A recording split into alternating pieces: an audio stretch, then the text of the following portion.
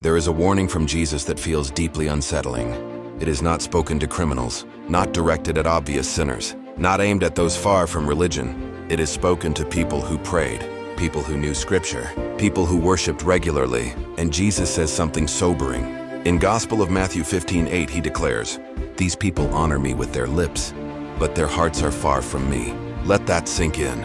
Their lips were close, their words were correct, their worship sounded sincere, but their hearts were distant. Outwardly, everything appeared right. The prayers were spoken, the rituals were observed, the songs were sung, yet inwardly something had shifted. Love had cooled into routine, relationship had hardened into performance, passion had been replaced by habit. And this is what makes the warning so personal.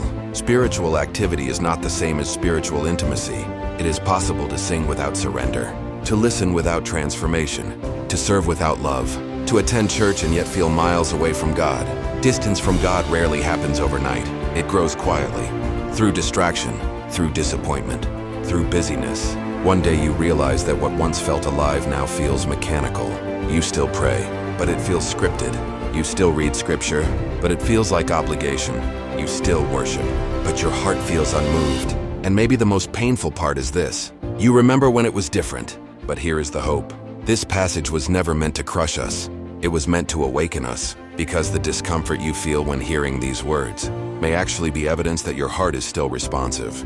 God is not repelled by a drifting heart. He invites it home. Scripture gives us a promise in Epistle of James 4:8. Draw near to God and He will draw near to you. Notice what it does not say. It does not say, fix yourself first, become perfect. It simply says, draw near. Closeness with God does not require perfection. It requires honesty. You can come to Him tired. You can come confused. You can come spiritually numb. You can say, Lord, my heart feels distant. I've been going through the motions. I want to want you again. That kind of prayer is not weakness. It is the beginning of renewal. Renewal often starts quietly. A sincere confession, a few honest tears, opening Scripture not out of duty but desire, sitting in silence and simply saying, I'm here. God specializes in restoring what has grown cold. He softens what is hardened. He draws near to those who draw near to Him. If you feel distant today, do not settle there. Distance is not your destiny. The God who sees your heart is also the one who can awaken it again, gently, patiently, fully, because what He desires most is not flawless performance, but a living, breathing relationship with you. If this helped you see Jesus more clearly, subscribe for more Scripture that points to Christ.